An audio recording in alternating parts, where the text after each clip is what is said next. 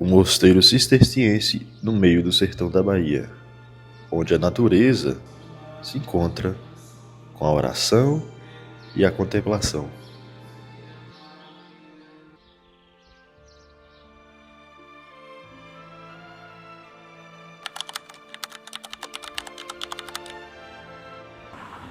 Hoje eu estou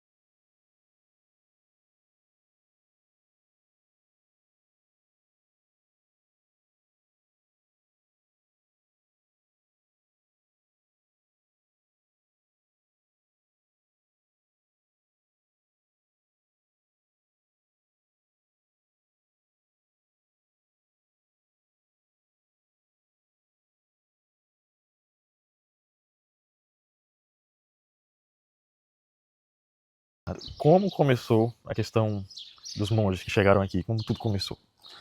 Então, como a ordem iniciou, né? Sim. Nossa ordem, né, a ordem de Cister, né, ou cistercienses, como as pessoas falam, ela começou na França. Ela começou com um monge, né, os 3 primeiros abades, né, que ficaram os nomes como legado para a história, Roberto, Alberico e Estevão.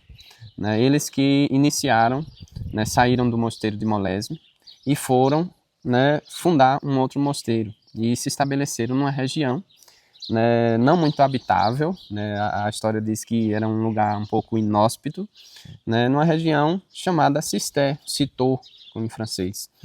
E ali iniciaram o mosteiro, iniciaram, né, a vida monástica, tentando viver a regra de São Bento, tentando viver esse ora et labora, né, a oração e o trabalho, unindo esses dois, né, junto com essa turma de jovens que saíram do mosteiro de Molesme.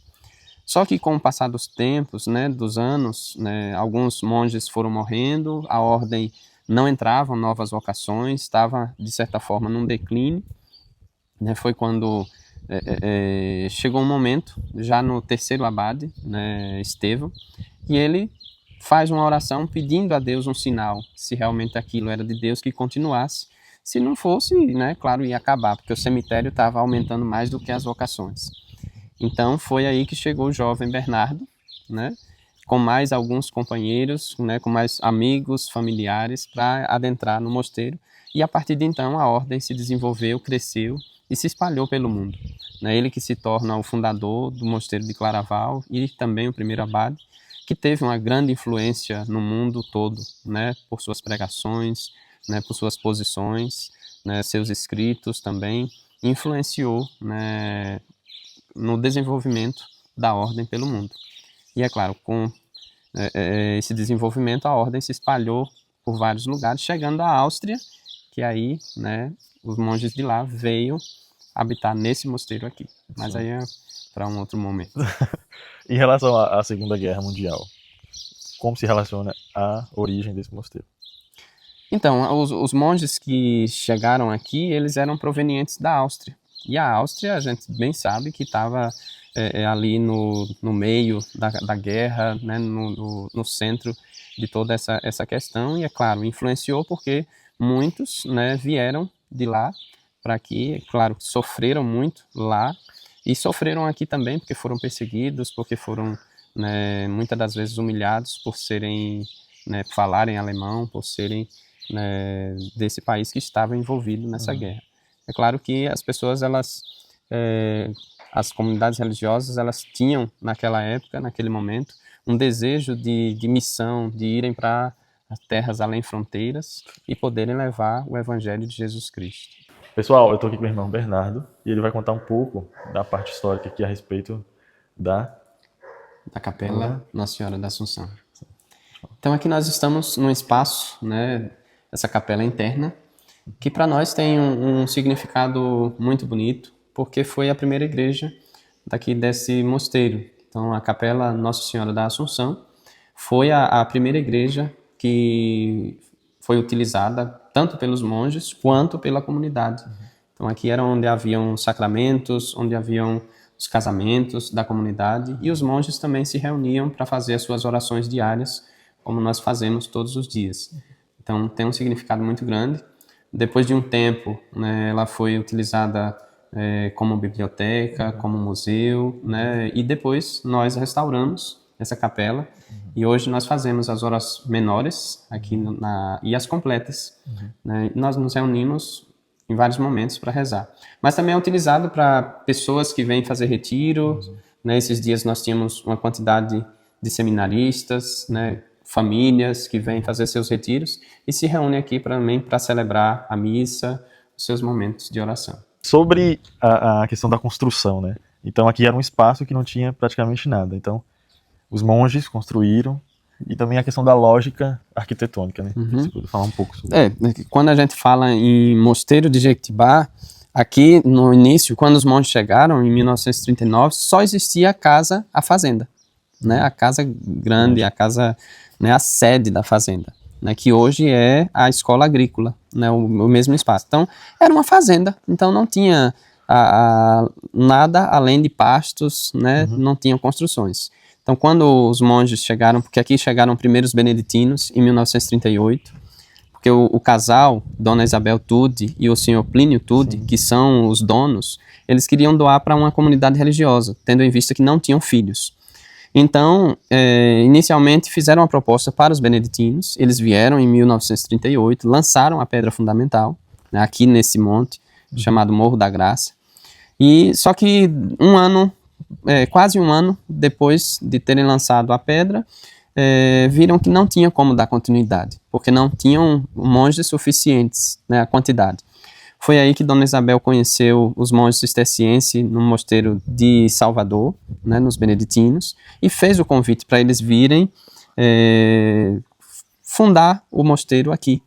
E aí eles acataram propostas, né, e vieram fundar o mosteiro. Tanto é que em 1939 eles já se estabelecem aqui. E aí foi quando começou o projeto e a construção do mosteiro, né, que está aqui, nesse lugar onde os beneditinos lançaram a pedra fundamental.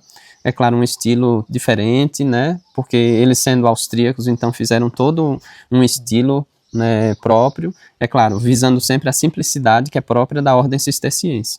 Então, e começaram em 1939, né, não tinham mosteiro e eles estabeleceram-se aqui. Eles construíram um mosteiro do zero. Né, e é por isso que eu disse que as famílias vieram para ajudar na questão da madeira, das pedras, né, e outros, né, materiais para poder ajudar a construir. Tendo em vista também que naquela época existia muita dificuldade, né, de transporte, né, de manejo. Então só para ficar claro, cisterciense, cister, né? Cister, que não é sister, cister, foi o local onde se originou, na França. Isso. Onde eeles estabeleceram-se em primeiro lugar e aí iniciou todo o projeto. Como é que funciona, a gente vai entender como é que funciona a questão da economia do local aqui, né? A questão de as produções, porque aqui é um lugar agrícola, né? Então, e a questão das vocações também. Isso, então cada mosteiro ele tem que sobreviver por si só, né? Ele tem que ser independente. E conosco também é assim. Então nós temos, como eu já falei, a pousada, mas como você mencionou agora, nós somos uma área agrícola, então nós temos, né, produção de leite, né, e seus derivados, nós temos, né, outros animais, né, galinhas, porcos, né, onde a gente também trabalha a terra, a gente faz todo esse trabalho manual também, né, além das pessoas que se hospedam, né, e claro, os benfeitores, né, as pessoas que querem, né, fazer as suas ajudas, que querem contribuir também, né, que visitam o nosso mosteiro, que trazem os seus benefícios também para nós.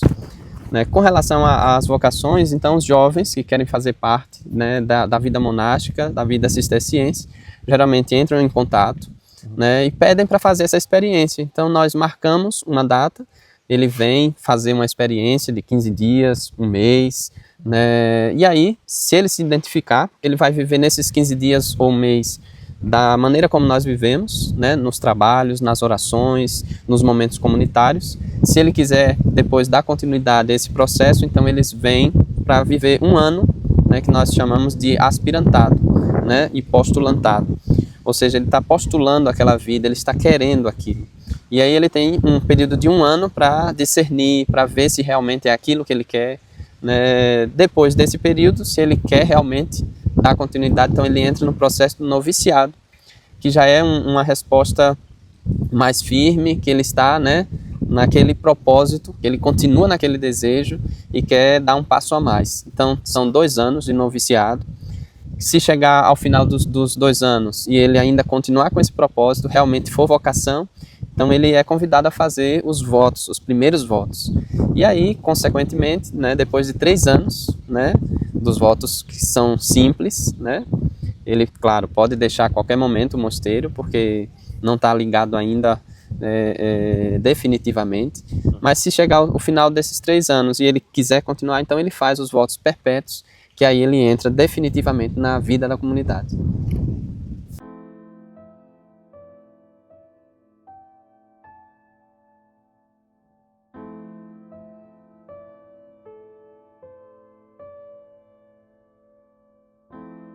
Uhum. Então, esse espaço aqui, né, o jardim, tudo, como é que é? Nós vemos que o mosteiro de Jequitibá, né, é muito grande, então temos vários espaços que também proporcionam a contemplação, né? E aqui é um espaço externo, né, a parte de fora do claustro, mas que também tem um jardim bonito, né, aqui no espaço também temos a lavanderia, temos o espaço de terapias, né, onde o monge também faz as terapias com o pessoal que vem. Então, tem um espaço também onde nós nos reunimos para momentos culturais, né? A comunidade participa conosco, né? De algum momento, né, cultural, como São João, né? Como noites culturais que nós promovemos aqui também. É um espaço também que vai ser usado e é utilizado pelo povo quando vem, né, para esses momentos. Então as pessoas que moram aqui em volta, né, elas ajudaram a construir, né? Isso.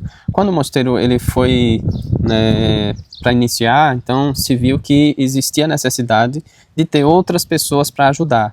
Foi aí que outras famílias vieram de fora, né, porque aqui não tinham famílias a não ser a do caseiro, né? Só tinha uma fazenda, então só tinha o senhor que cuidava da fazenda. Então outras famílias vieram de fora, né, para ajudar na construção do mosteiro. Foi aí que se estabeleceram, né, os monges cederam terras para elas ficarem, né, nesse espaço. Tanto é que, e aí formou a comunidade de Jequitibá.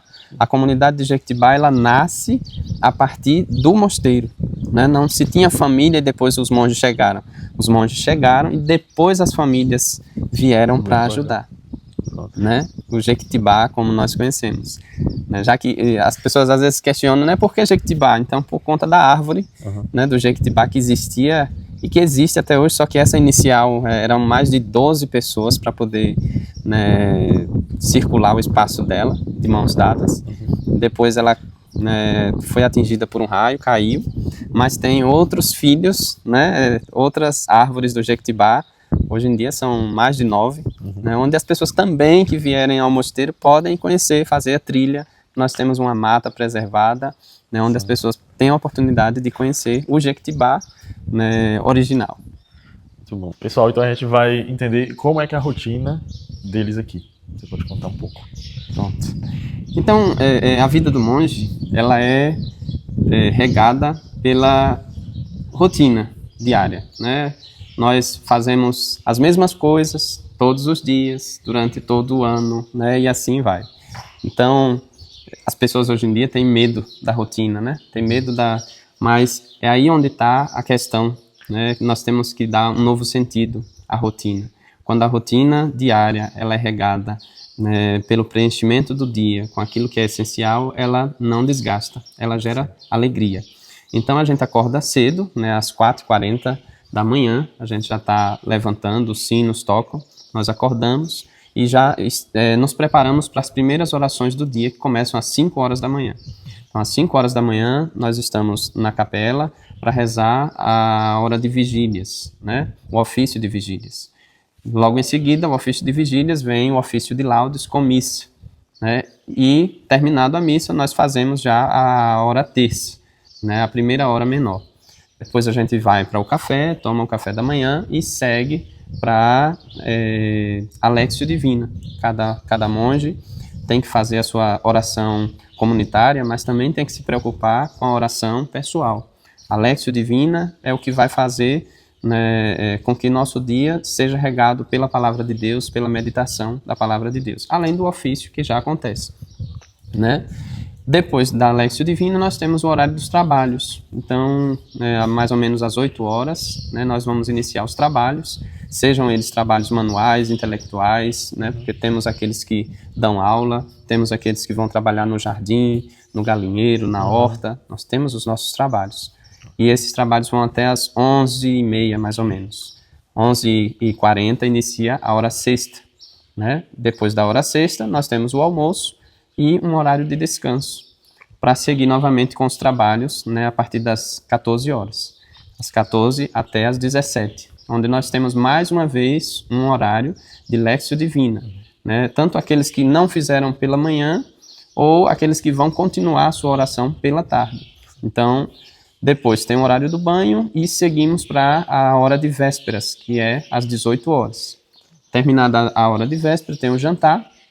Logo em seguida o jantar, quando a gente lava tudo, quando a gente, né, já lavou a louça, já guardou tudo, temos um momento chamado recreio, que é um momento para os monges conversar, né, partilhar um pouco do dia, partilhar, né, de algumas brincadeiras, de poder interagir uns com os outros. Já que durante o dia a gente fez trabalhos e orações, tudo regado pela presença de Deus, em silêncio, em contemplação. Seguido a esse momento de recreio, nós temos a hora de completas, né, onde a gente faz a leitura da regra, primeiro, porque a gente lê a regra de São Bento 3 vezes ao ano. Então a gente faz esse momento de leitura da regra e o abade ou prior, ele faz uma exortação à comunidade, né, a partir daquela regra que foi lida. Logo em seguida nós rezamos as completas e aí cada monge já pode se recolher, né, para no outro dia começar tudo novamente. Então isso, aos olhos do mundo, se torna cansativo, porque todos os dias vamos fazer a mesma coisa. Mas, aos olhos de uma vida comunitária, de uma vida em Deus, isso é o que fortalece a nossa vida, a nossa comunidade, todos os dias. Você falou de São Bento. Queria que você falasse um pouco a respeito de qual a importância, qual a influência de São Bento para vocês, assim, né? Como era a vida de São Bento e qual é a importância para os monges. São Bento tem uma importância muito grande na ordem, porque nós somos beneditinos, nós seguimos a regra que ele escreveu. Né? São Bento, para a história da igreja e para a história da vida monástica, é aquele homem de Deus que vai surgir e que vai dar um novo rumo, né, à vida monástica e, consequentemente, à vida da igreja. Porque sua regra é muito simples, né, mas, ao mesmo tempo, é rica, né, e é um caminho de santidade. Tanto é que já gerou para a igreja, né, milhares de santos, e gera até hoje. Né? É uma regra simples, mas que você, vivendo, né, você pode alcançar a santidade. Então, é de suma importância a presença, né, desse santo, que os santos são para a igreja aquele sinal, né, aquela presença de Deus no nosso meio, e nos apontam para o céu. Com São Bento não foi diferente. Né? Tanto é que nós seguimos, e tantos mosteiros seguem a regra dele até hoje, que, como eu disse, gera santidade. Né? Então essa é a grande importância. Né? Ele que foi um grande mestre da vida espiritual, um grande santo, que soube nos mostrar verdadeiramente o caminho por onde nós podemos trilhar e chegar até Deus, para viver esse, né, obséquio de Jesus Cristo todos os dias. E esse espaço aqui é o refeitório. Como é que como é que funciona a rotina toda aqui? Então, para nós, monges, o refeitório, ele é uma continuidade da igreja. Né? Tanto é que, se você olhar para o espaço, como as mesas estão dispostas, como o espaço está organizado, ele parece realmente uma igreja, uma capela. Né? Temos sempre o crucifixo no meio, os superiores ficam aqui no meio, e aqui é sempre disposto as mesas, né, na ordem, né, hierárquica, né, do mosteiro. Aqui é uma continuidade porque nós fazemos tudo durante o dia, né, em oração, e na refeição não é diferente. Então, no mundo onde as pessoas não mais se reúnem para as refeições, as famílias às vezes não se reúnem mais, né? Não fazem desse momento um momento também de aprendizado, de crescimento. Aqui para nós, né, todas as refeições são feitas em silêncio, né? Onde nós temos Nada de celular. nada de celular, nada de conversa, nada de... Porque aqui é um espaço sagrado também, né? É um momento da refeição. E é um momento de crescimento espiritual. Então, nós estamos, à medida que nós estamos nos alimentando corporalmente, né? O alimento físico, nós estamos nos alimentando espiritualmente também. Enquanto os monges estão comendo, em silêncio, tem um monge no púlpito lendo uma leitura espiritual, né? Então, cada um é convidado a estar em atenção, ouvindo, que isso também é próprio da regra de São Bento. O monge deve, né, comer em silêncio ouvindo uma leitura sagrada. E não deve estar pedindo nada, porque tem um monge que está servindo também, né? Então, tem um monge que está servindo a comida para cada um, né? Então, não se deve estar falando, né, perguntando nada, a não ser no dia em que o abade ou o superior que esteja, né, na refeição diga que nós podemos conversar. Ele diz o bendigamos, né? É um momento de festa, de solenidade. Geralmente se abre o espaço, mas a gente geralmente ouve uma música, né, um clássico, né? Claro que sempre uma orquestra, né, um canto gregoriano, né, enquanto a gente pode dialogar, né? Claro, tudo feito comedidamente, né? Então é um espaço de crescimento também espiritual.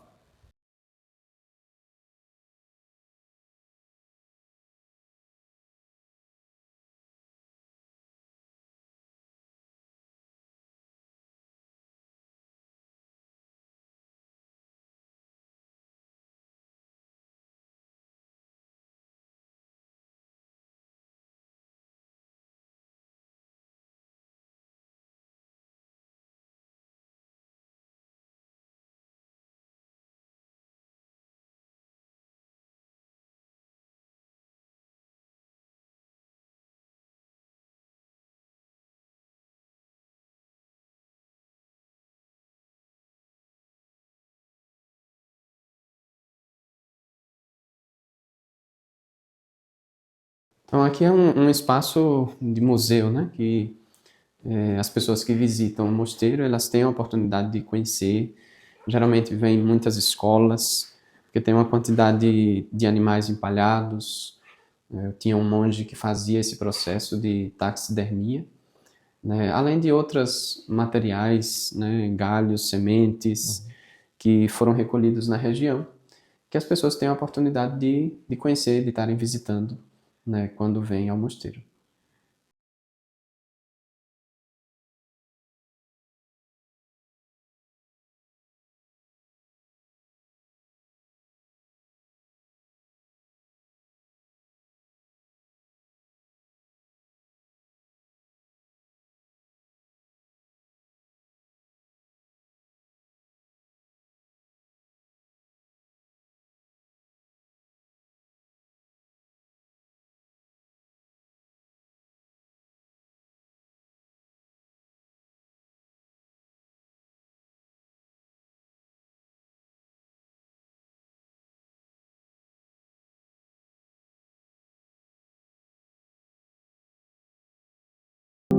Pessoal, esse espaço aqui, que tem dentro do mosteiro, também é uma pousada. Então o Bernardo vai explicar como funciona tudo aqui. Então, a hospedagem, ela é algo muito simbólico, né, para a vida monástica, de modo geral. É algo que São Bento também fala na sua regra, porque foi na hospedagem que o povo de Deus recebeu até anjos, né? Então, nós recebemos as pessoas como se fosse o Cristo, né? Todos os dias nós temos pessoas que vêm ao nosso mosteiro para visitar, né, para conhecer, para poder participar das orações, mas temos também a necessidade de pessoas que vêm para se hospedar, para fazer o seu retiro, para fazer o seu momento de oração pessoal, particular, ou que vêm fazer um retiro coletivo, grupos, escolas, grupos de oração, que vêm experimentar um pouco, né, dessa espiritualidade. Então nós temos pousada aqui, né, que funciona o ano todo, né, a pessoa geralmente liga, reserva, né, o espaço ou para si, né, ou para um grupo que queira, né, dormir, que queira descansar, que queira poder experimentar esse silêncio, esse momento, né, de oração, de contemplação. Então, nós oferecemos aqui também, né, esse serviço, né, de acolhida, de hospedagem. E para vocês divulgam isso através do site, redes sociais, como é que o pessoal pode encontrar? A verdade aqui e isso é algo também às vezes próprio do mosteiro, né, não tem muita divulgação em rede social, você vê que ultimamente a gente não tem tido, né, essa divulgação, né, mas a divulgação parte das pessoas, né, próprio das pessoas. Um vem, se hospeda, gosta, passa o número para outro e assim vai. Então, geralmente entra em contato com o irmão Bruno e aí vai passando, né, vai divulgando. As pessoas, né, fazem a própria divulgação nas redes sociais e nós recebemos gente do Brasil inteiro que um vai passando para outro e vai informando e vão chegando até aqui. Onde as pessoas também que vêm para a pousada, elas têm o seu espaço também de oração, onde elas podem fazer suas orações, onde pode ter a missa para os grupos, né, para as pessoas que vêm fazer seus retiros. É um espaço muito bom também.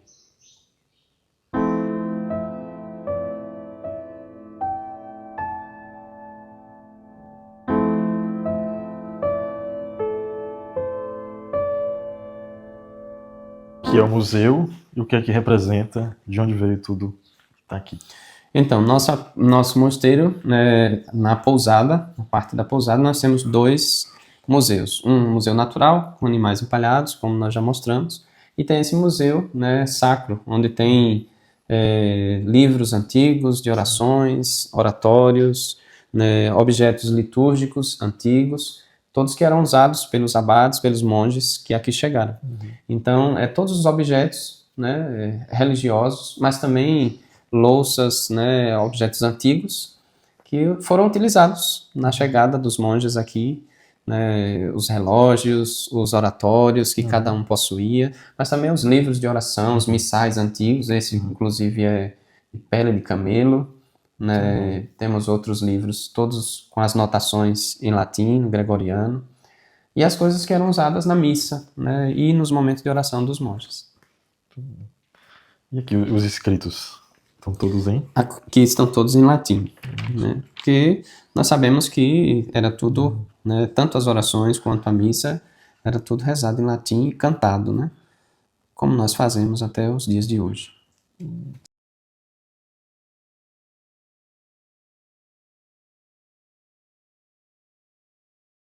E todos com a notação antiga, né?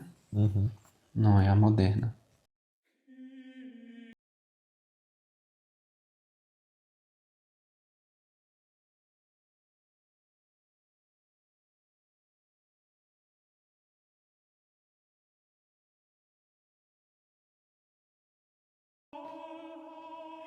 Grandes assim, porque ficavam no coro, onde eram usados por 3 monges. Então, geralmente são usados por várias pessoas, por isso que tem que ser.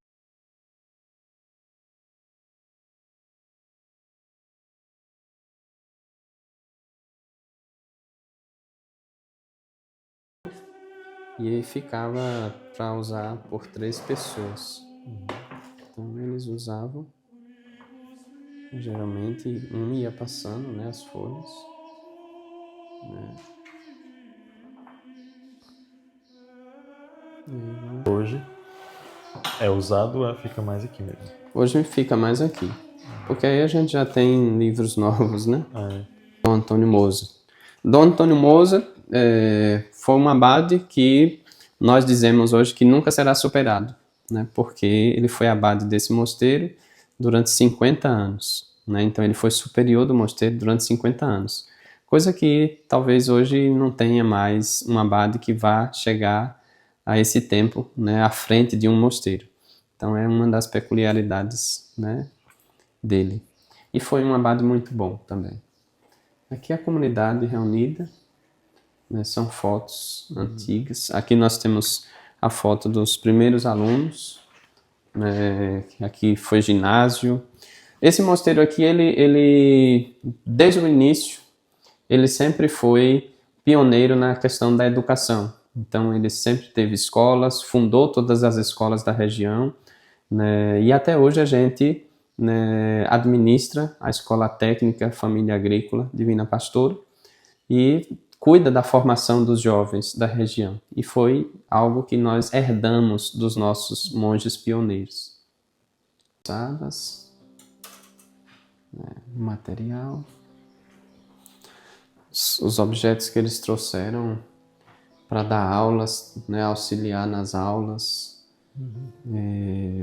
Tudo muito bem organizado.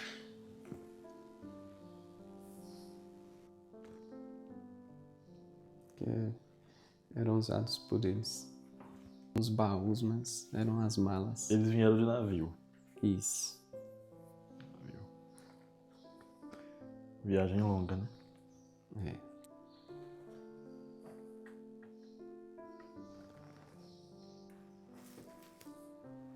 Aqui acho que é uma radiola antiga.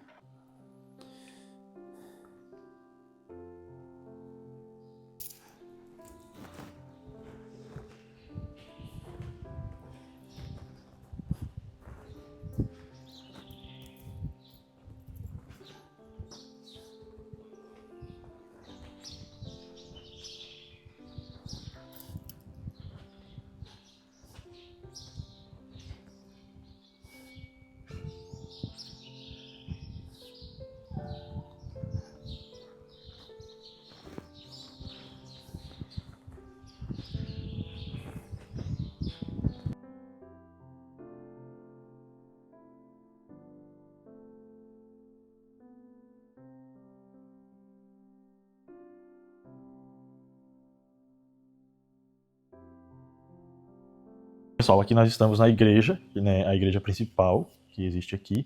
Ele vai falar um pouco sobre a história dessa igreja. Isso. Nós estamos aqui na igreja Nossa Senhora Mãe do Divino Pastor, né, a Divina Pastora, tem aqui a imagem, né, que foi construída posteriormente, né, ela tem mais ou menos 40 anos, 45 anos, né, foi construída para poder atender a demanda do povo, né, porque a capela que eu mostrei inicialmente, que era a igreja, já não comportava a quantidade de pessoas. Então ela foi construída justamente por isso, né, porque hoje nós recebemos muitos visitantes, né, principalmente finais de semana, domingos, né, sábados e domingos, pessoas que vêm participar conosco da liturgia. Então é mais um espaço celebrativo, onde as pessoas podem participar conosco das missas dominicais. Ela também é sede paroquial, né, é a capela paroquial, já que Jequitibá é uma paróquia e os monges tomam conta dessa paróquia. Então é mais um espaço celebrativo, onde as pessoas vêm para participar conosco. E é aqui onde nós fazemos as orações, né, maiores, a laudes e vésperas, todos os dias. E a missa diária que nós celebramos. Entendi. Aqui o espaço está ligado a alguma diocese? Como é que funciona? Estamos. Aqui, como é paróquia, né, nós fazemos parte da diocese de Rui Barbosa. Então, Jequitibá é uma paróquia que está inserida na diocese de Rui Barbosa. Isso, muito bom. E eu ia perguntar a respeito dessa questão de linha teológica que vocês seguem. Poderia falar um pouco? Ou... Nós seguimos a teologia católica, né? Na sua essência. A vida monástica, ela é, desde o início, aquela que vai surgir para contribuir com a espiritualidade própria na igreja. Então, nós, é claro que somos muito contemplativos, vivemos uma vida de recolhimento, de silêncio e oração, que contribui para a igreja, né, com seu carisma próprio, o carisma do cisterciense, que é interceder pela igreja, né, pelos sacerdotes, pelo Santo Padre, né, intercedendo por todas as causas. Né, nós costumamos dizer que a vida monástica ela sustenta o mundo com as orações, com a intercessão. E para nós também, né, não seria diferente. E aqui é celebrada a missa nova, né? Como é que você vê, como é que o senhor vê essa questão da missa nova e missa antiga, essa coisa toda aqui? Não, naturalmente. Nós celebramos a missa todos os dias, com os cantos gregorianos, né, em latim as partes fixas, com o povo também, o povo vai aprendendo, vai, né, cantando junto conosco, é também um aprendizado, é também um momento de ensinamento e aprendizado, né, com todo o povo, e não há estranhamentos com relação a isso, né? As pessoas, elas gostam de vir e poderem participar de uma missa, né, que nos leve a um clima de oração, de silêncio, sem muitos instrumentos. Nós temos o canto gregoriano, ele já não necessita muito de instrumentos, né? Tem um órgão, né, que nos auxilia, mas as vozes, né, unidas, elas formam um coro que faz com que a gente entre nesse clima de oração, de contemplação, de silêncio, que a liturgia deve nos levar a experimentar. Então, há elementos da missa 9 para vocês não é um problema? Não. Assim. Não é um problema. Não. Esse mosteiro aqui é inteiramente masculino, né? E aí eu dei uma pesquisada, eu vi que existe outros mosteiros no Brasil, né? Por exemplo, existe no Paraná, que é de monjas, feminino. Queria que você falasse um pouco sobre essa questão, né, de diferença masculino e feminino, e o que na esse ambiente aqui, que só pode ser frequentado por homens, né? Isso. Aqui, claro, na história da vida monástica sempre tiveram, né, as comunidades masculinas e as comunidades femininas. E na vida monástica não é diferente. Então, os monges, né, cistercienses surgiram inicialmente, mas, né, logo depois surgiram também as monjas, né, que querem viver o mesmo carisma, assim como existe na ordem beneditina, né, os beneditinos, né, masculino, e tem as monjas, né, beneditinas, né, os mosteiros femininos, né, que vivem a mesma regra, né, daqueles monges, né. As comunidades femininas cistercienses também, né, querem viver o mesmo estilo de vida, vivendo a regra de São Bento, vivendo na simplicidade, na oração, no silêncio do dia a dia, seguindo o ideal dos nossos pais, né, Roberto, Alberico, Estevão e São Bernardo de Claraval. E aqui nós estamos, né, no Brasil nós temos, né, os mosteiros masculinos, o mosteiro, né, de Itaporanga, em São Paulo, né, nós temos o mosteiro de São José do Rio Pardo, né, também em São Paulo, temos o mosteiro de Claraval, em Minas Gerais, temos outro mosteiro, né, em Itatinga, São Paulo, né, e esse daqui de Jequitibá. Então são esses mosteiros masculinos. E temos mosteiros femininos também, né, de Itararé, nós temos mosteiro lá, né, do Paraná, né, o mosteiro da Santa Cruz e outros, né, pelo Brasil. Então são esses os mosteiros femininos. Aqui nós estamos num espaço que é chamado, né, Sala Capitular, né? Então a Sala Capitular é o espaço que só frequenta os capitulares, né? Aqui é onde tomam as decisões do mosteiro. Então os capitulares são todo monge, né, de voto perpétuo. Então os monges que já são, né, de votos perpétuos se reúnem num capítulo, ou seja, para tomar as decisões, né, maiores do mosteiro, da vida, né, monástica. Então é aqui onde nós nos reunimos. É claro que é um espaço também onde nós fazemos a leitura da regra todos os dias, à noite, e o abade, ou prior, o superior da casa, ele faz as suas exortações, né, as suas correções, porque os monges eles precisam também, né, serem corrigidos, precisam andar numa disciplina, né, não é que nós já somos perfeitos, estamos no caminho da perfeição, mas até chegar ao final desse caminho, né, tem que haver as correções, os momentos fraternos e também as decisões, né, que nós devemos tomar no dia a dia. São três, né, o abade, o prior e o subprior. Geralmente são três, porque assim, são os três superiores da casa. Então, quando o abade não está, quem fica no lugar é o prior. Quando o abade e o prior não está, é o subprior.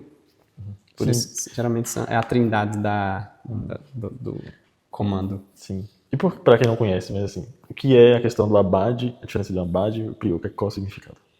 O abade é o pai da comunidade. Pai. Né? É o superior maior da comunidade. Né? Abade, vem de aba, pai. Então, ele é o superior maior. O prior é aquele que ele coloca, né? Ele é aquele que vai estar comandando na sua ausência. E o subprior é um menor, digamos, a hierarquia dos poderes. Sempre na igreja, as pessoas não entendem, mas assim, na igreja sempre tem a questão da hierarquia, né? E não é um problema. Não. Na vida monástica, a hierarquia ela vai estar presente diariamente. Né? Aqui a hierarquia é feita a partir da chegada do monge. Então, se eu chego hoje, né, e você chega amanhã, então eu sou mais velho na ordem da comunidade do que você. Né? Mesmo você tendo uma idade maior que a minha. Né? Não é definido pela idade, é pela ordem de chegada. Então, aquele que chega primeiro é mais velho do que aquele outro. Então, isso vai definir todos os momentos da comunidade. Quando a gente senta, né, na sala capitular, né, vai sempre do mais velho ao mais novo. Não em idade, mas em ordem de chegada. Ou, em alguns casos, por exemplo, a comunidade, quando ela se reúne e ela escolhe um abade, ela pode escolher qualquer um, ou mais velho ou mais novo. E a partir daquele momento, aquele se torna o superior, ou seja, o mais velho, o que vai comandar a comunidade. Para a gente fechar o vídeo, eu queria que o monge trouxesse uma mensagem, né, o pessoal que está assistindo, que é essa questão da vida monástica, essa coisa toda de São Bento, Jesus Cristo, que é o centro, né, da vida religiosa católica. O que você poderia falar para o pessoal a respeito?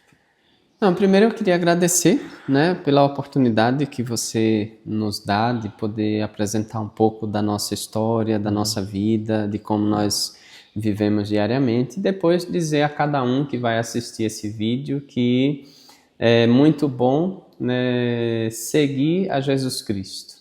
Né? O que é o monge? É um homem, né, ou no caso das monjas, uma mulher, que quer seguir e viver radicalmente o seu batismo. Né? Simples assim.